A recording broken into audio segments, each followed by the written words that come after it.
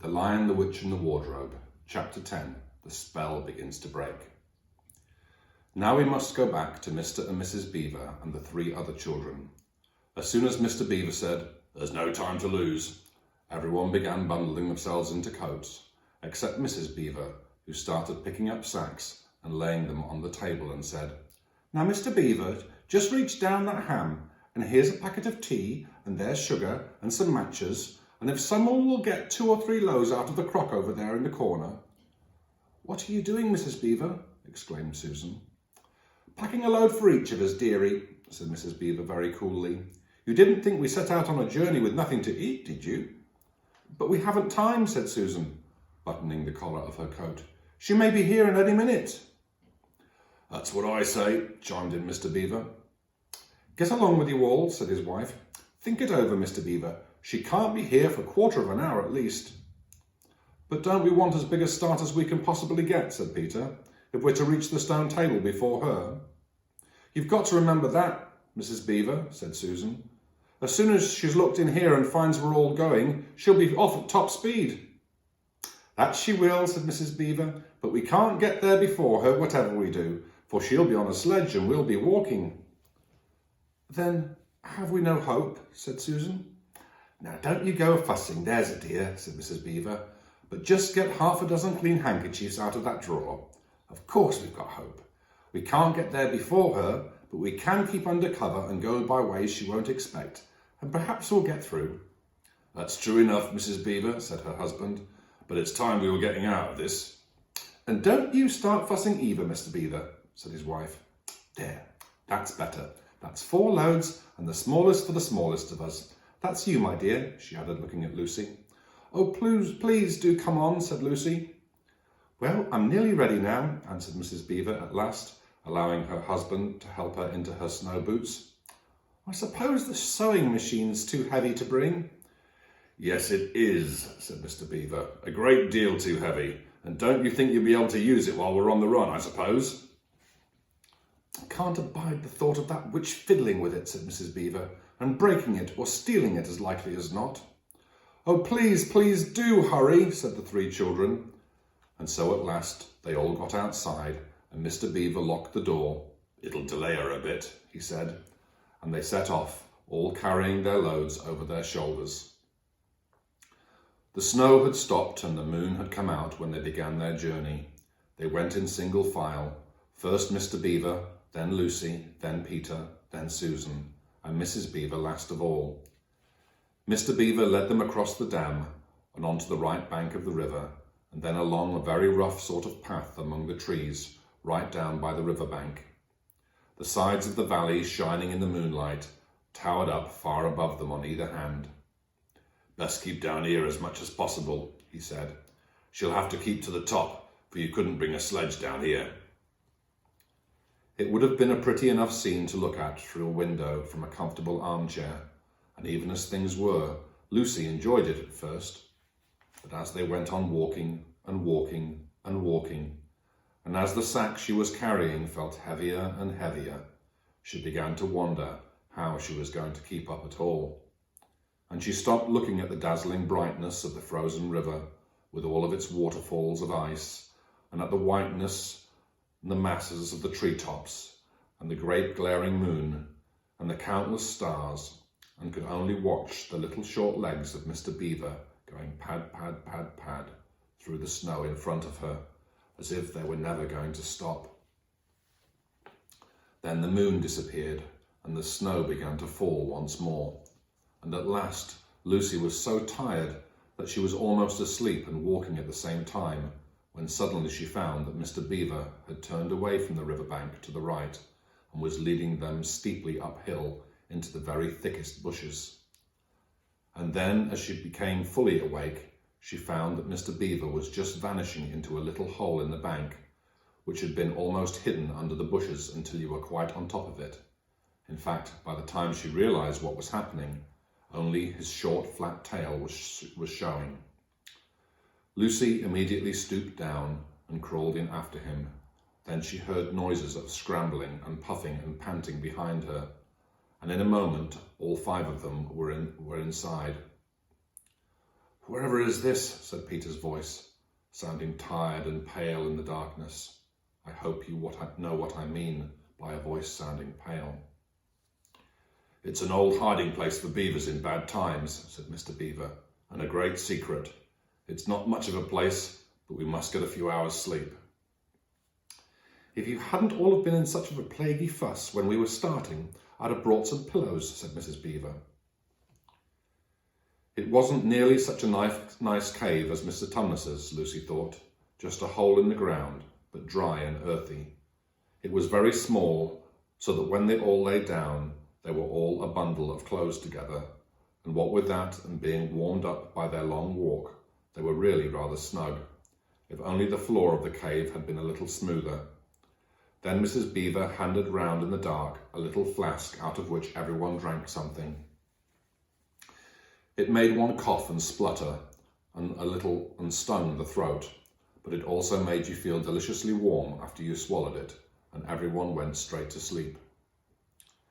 It seemed to Lucy only the next minute, though it was really hours and hours later when she woke up feeling a little cold and dreadfully stiff and thinking how she would like a hot bath.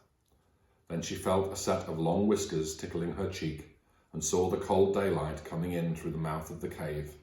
But immediately after that, she was very wide awake indeed, and so was everyone else. In fact, they were all sitting up with their mouths and eyes wide open, listening to a sound, which was the sound they'd all been thinking of and sometimes imagining they heard during their walk last night. It was the sound of jingling bells. Mr. Beaver was out of the cave in a flash the moment he heard it. Perhaps you think, as Lucy thought for a moment, that this was a very silly thing to do, but it was really a very sensible one. He knew he could scramble to the top of the bank among the bushes and brambles without being seen, and he wanted above all things to see which way the witch's sledge went. The others all sat in the cave waiting and wondering. They waited nearly 5 minutes, and then they heard something that frightened them very much. They heard voices. "Oh," thought Lucy, "he's been seen. She's caught him." Great was their surprise when a little later they heard Mr. Beaver's voice calling to them from just outside the cave. "It's all right," he was shouting. "Come out, Mrs. Beaver, come out, sons and daughters of Adam. It's all right, it isn't her." This was bad grammar, of course, but that is how beavers talk when they are excited. I mean in Narnia. In our world, they don't usually talk at all. So Mrs. Beaver and the children came bundling out of the cave, all blinking in the daylight and with the earth all over them, and looking very fausty and unbrushed and uncombed with the sleep in their eyes. "Come on," cried Mr. Beaver, who was almost dancing with delight. "Come and see. This is a nasty knock for the witch. It looks as if her power was already crumbling." "What do you mean, Mr. Beaver?" panted Peter as they all scrambled up the steep bank of the valley together. "Didn't I tell you," answered Mr. Beaver, "that she'd always made it winter and never Christmas? Didn't I tell you? Well, just come and see." And then they were all at the top and did see. It was a sledge, and it was reindeer with bells on their harness, but they were far bigger than the witch's reindeer, and they were not white but brown. And on the sledge sat a person whom everyone knew the moment they set eyes on him. He was a huge man in a bright red robe, bright as hollyberries, with a hood that had fur inside it and a great white beard that fell like a foamy waterfall over his chest. Everyone knew him, though. You see people of this sort only in Narnia. You see pictures of them and you hear of them talked about even in our world, the world on this side of the wardrobe door. But when you really see them in Narnia, it is rather different.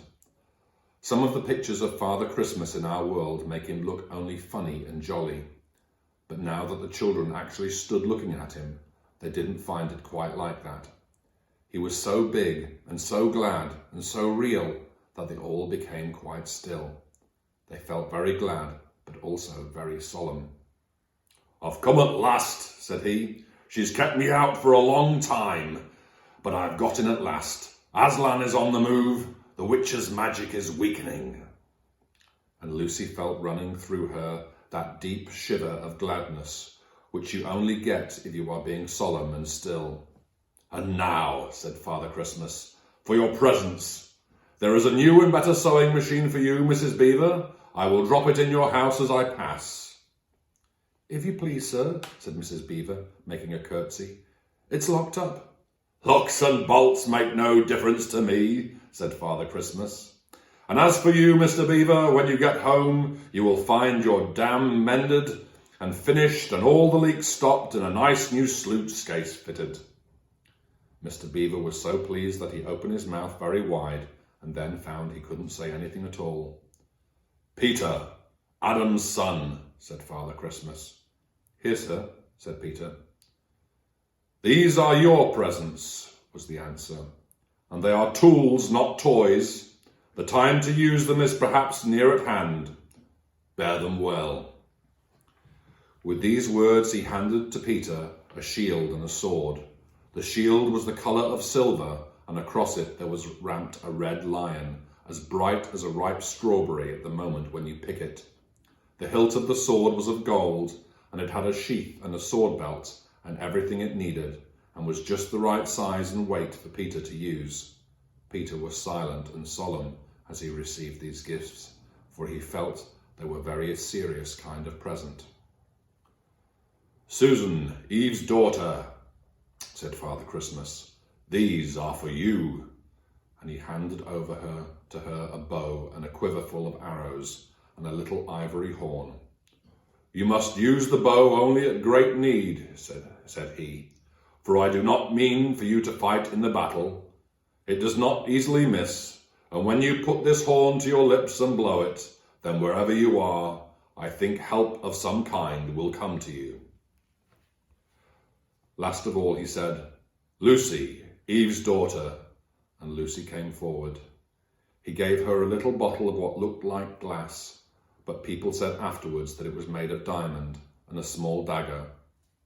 "In this bottle," he said, "there is a cordial made of the juice of one of the fire flowers that grow in the mountains of the sun. If you or any of your friends is hurt, a few drops of this will restore them. And the dagger is to defend yourself at great need, for you are also not to be in the battle." "Why, sir," said Lucy, I don't know, but I think I could be brave enough." "That is not the point," said he, "but battles are ugly when women fight. And now," here he suddenly looked less grave, "here is something for the moment for you all." And he brought out, I suppose from the big bag at his back, but nobody quite saw him do it, a large tray containing 5 cups and saucers, a lump of sugar, a jug of cream, and a great big teapot, all sizzling and piping hot. Then he cried out, "Merry Christmas! Long live the true king!" And he cracked his whip, and he and the reindeer and the sledge, and all were out of sight before anyone realized that they had started. Peter had just drawn his sword out of his sheath and was showing it to Mr. Beaver when Mrs. Beaver says, now then, don't stand there talking until the tea's got cold, just like men. Come and help carry down the tray and we shall all have breakfast. What a mercy I thought of bringing a bread knife." So down the steep bank they went and back to the cave, and Mr. Beaver cut some of the bread and ham into sandwiches, and Mrs. Beaver poured out the tea, and everyone enjoyed themselves. But before long they had finished enjoying themselves. Mr. Beaver said, "Time to be moving on now." End of chapter 10.